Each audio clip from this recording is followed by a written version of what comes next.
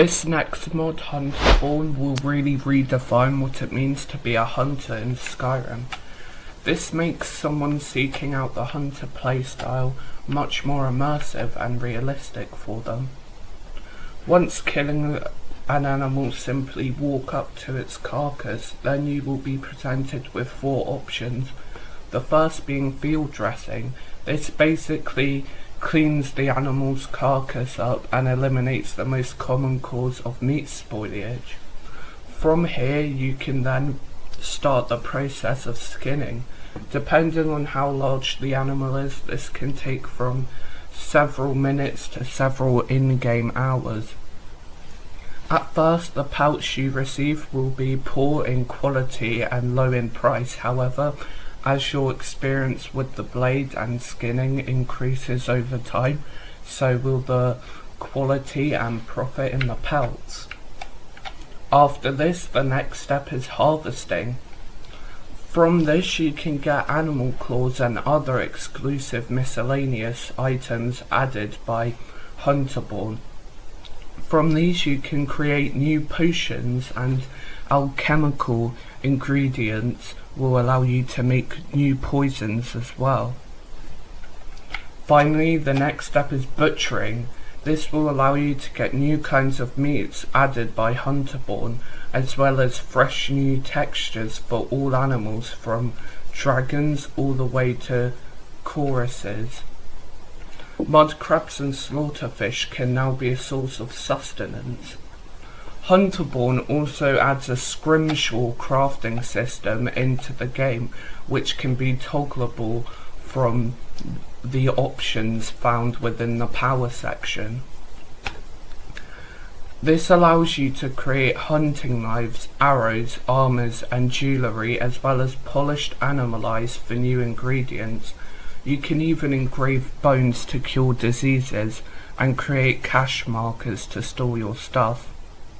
Now these are quite limited, but it's a nice addition, as now you can use all of your claws, pelts, eyes, even teeth to the maximum ability of your character.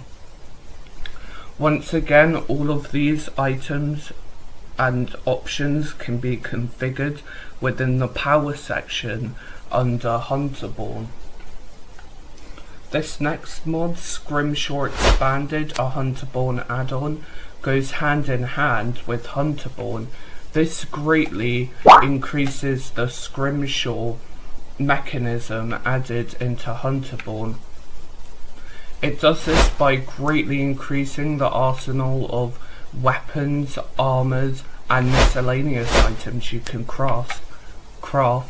In total, this mod adds 31 complete sets of armor, complete with helmets, shields, boots and gauntlets, as well as 168 new weapons, 50 new staffs, 10 wands, 40 new shields, 48 new helmets, 25 new alchemical ingredients.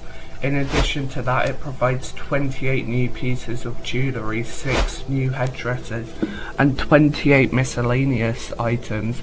This all in all is just absolutely amazing, and even if you're not pursuing the ranks of a hunter, I'd suggest getting this along with Hunterborn, just because of the amount of extra role-playing options it provides you with tons and tons of armor sets.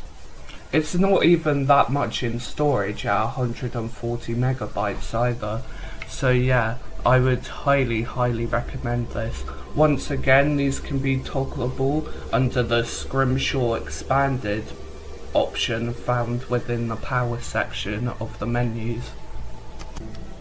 The next 3 mods are purely for the aesthetic of NPCs found in Skyrim. They are naturalized divine skins and bodies for men and women and RS children overhaul.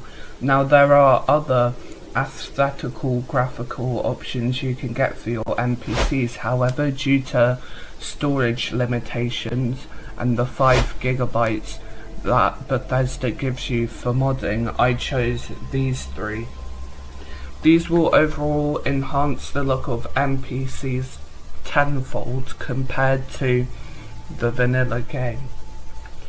It will also make every single child in Skyrim look absolutely unique. So now, when an annoying child runs up to you asking for a sweet roll or money, at least they will look bearable. Following this, we have Immersive Citizens AI Overhaul. This basically improves the way that citizens react to the atmosphere and actions that take place throughout Skyrim. An example of this is if a dragon raids a village or a city, useless people won't just start attacking it with wooden objects or farmyard tools. They will run and take cover in their houses. In addition to this, it also means that during harshness of weather and cold winters, even at night, tens upon tens of citizens will gather up in inns now, so it will make actually going to an inn feel immersive, as there will be other people. Pairing with this nicely is Immersive Movement. This not only changes animations to the player to make them look more smooth, realistic and believable, but it also makes humans and humanoids move much slower depending on the type of weapon and armor equipped. It also makes sneaking slower as well as strafing, and pretty much every single movement will make sense and be realistic as a result of this. After this is Immersive Patrols. This will make Skyrim feel much more alive, as factions such as Stormcloak, Imperial and Thalmor can actually encounter each other on the wilderness. This means on your exploration, whether you're tracking down a mammoth, a giant, or doing a miscellaneous quest to get a new item, you can find huge battles taking place between these rival factions. Pairing with this, we've also got extended encounters to make the worlds of Skyrim feel less lonely and secluded as your role of a hunter takes over. This is a simple mod that adds to the pool of random roadside, wilderness and location encounters. This means now when you're skinning a deer or even sleeping in a tent or waiting, you can be ambushed from anything from a group of wolves to a giant or even another faction. Rich merchants of Skyrim will mean that us as a hunter can actually sell our goods, as it increases the gold that merchants have at their disposal to 10,000. There's nothing much to say about this other than it is really handy. This next mod is Fendrick's Magic Evolved. It adds over 170 new spells at a very small storage price of 6.38 megabytes. Now, I don't have this to use magic, instead I have it because NPCs will actually be able to use these spells, so it will make combat and exploration that little bit more interesting. For our perk tree, we have Ordinated Perks of Skyrim. This adds 400 new perks, and to be honest, I don't know what all of them are, because I usually in every single playstyle just use one-handed, sneak, archery, light armor and smithing. However, I do know that this adds tons and tons of new roleplay options in the form of speech, so it will make playing as a bard extremely viable. It also adds in the sneak category the ability to have a follower in the form of a bunny, which can lead you to treasure, which are pretty cool. To help combat Ordinator Perks of Skyrim, we have 50% more perk points.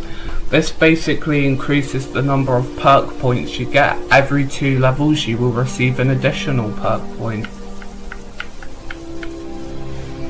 After this is Enhanced Blood Textures. This will basically make more blood, and the blood will be much more realistic. Blood will drop when there is low health, as well as damage-based blood amount. Blood pools will also occur on slashes to areas such as the neck and stomach and upon death. Green blood will spill for spiders and other monsters, and oil for machines such as dwarven spears. Overall, it is really good and will enhance your game a lot. Imperious Races of Skyrim is a must for any modder to install. This simply overhauls racial bonuses, as well as adding 3 new passive abilities and 1 new power, individually unique to each player race available in Skyrim. This also changes racial bonuses to make it much more realistic and in line with the lore surrounding that race in Skyrim. For example, Altmer will now start with 115 magicka, staying attuned to their origins from the Somerset Isles and attunement with magic. To make exploration much more fun, we have Summer Mist Enchantments of Skyrim. This adds over 120 enchantments available as loot and at vendors. This means the chances of finding a dagger or sword with the same enchantment in a dungeon, cave, or doing a radiant/miscellaneous quest are extremely rare. Many unique and very cool enchantments are added. One of my favourite is Philosopher's Stone, as it allows you to generate a certain amount of gold per day for doing nothing. This means if you use the Fortify Restoration glitch, you can make an enchantment potion, so you could get the Philosopher's Stone to generate thousands upon thousands of gold each day for just wearing it upon your neck. Staying in line with the premises of a hunter, we have bandolier, bags and pouches. Now we will finally be able to store all of our items to create new weaponry from the kill and pelts from our carcasses. This is achieved as bandolier, bags and pouches add small pouches available to be crafted under the tanning section in the leather category. As well as this, it adds sachets, box pouches and bags, bandolier and large bandoliers, which can all be crafted in the same way. These will increase your carry weight accordingly, from small, as the name suggests, increasing it by the least, all the way to large, increasing it by the most. NPCs can also equip them, so if you can't be bothered to craft them, just explore. You can even hunt down Imperials who often can be found carrying them. For our combat mod, we've got Wildcat Combat of Skyrim. This makes combat much more challenging, as now when attacking an NPC such as a bandit, they have a chance to inflict devastating injuries on you as well as the player injuring them. An example is spine injury. This can be caused by power attacks. It will cause bashes to deal double damage and stagger the player or opponent. It can also cause trauma, which will instantly drain 50% of health. Overall, it is a great combat mod for Skyrim, and I'd suggest it if you're just getting into changing the combat of Skyrim, because it definitely means that you have to plan out certain attacks, but it's not too difficult that you will just quit and uninstall it immediately. Overall, it greatly improves combat from the base game, and I would highly recommend it.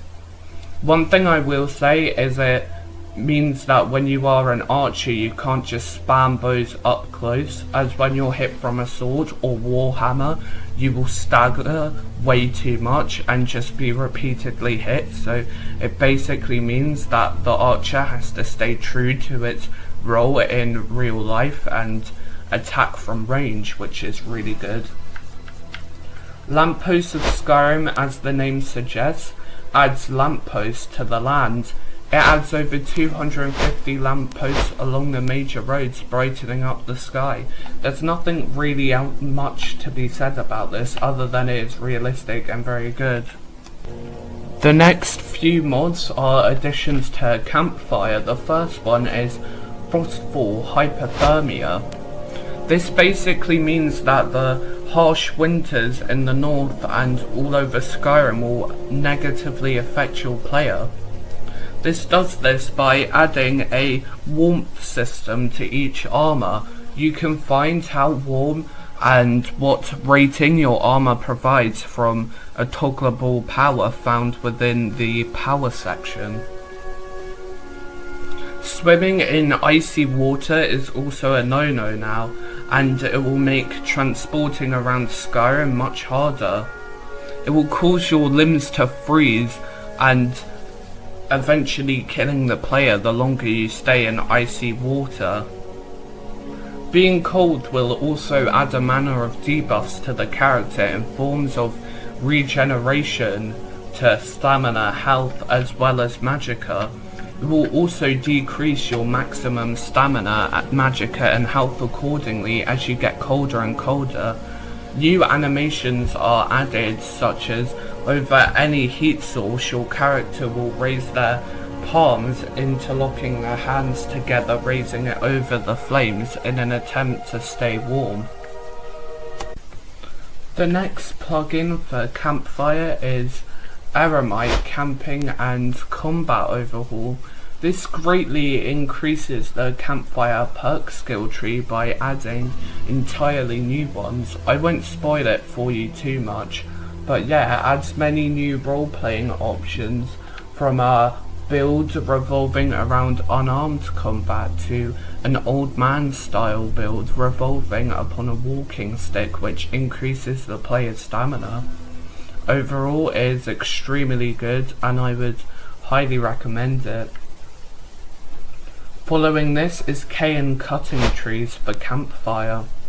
This will basically make resource gathering much more realistic, as now you can simply equip a woodcutter's axe and hit any tree a few times and it will drop different types of resources.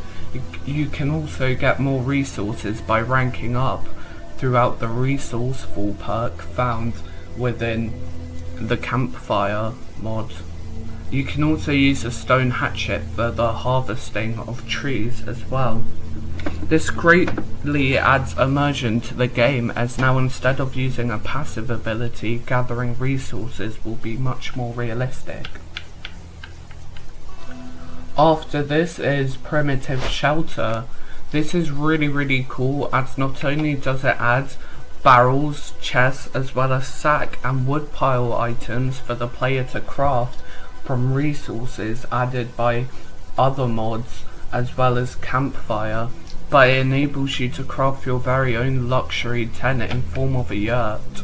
This is very labour intensive and will likely cause many days of hard labour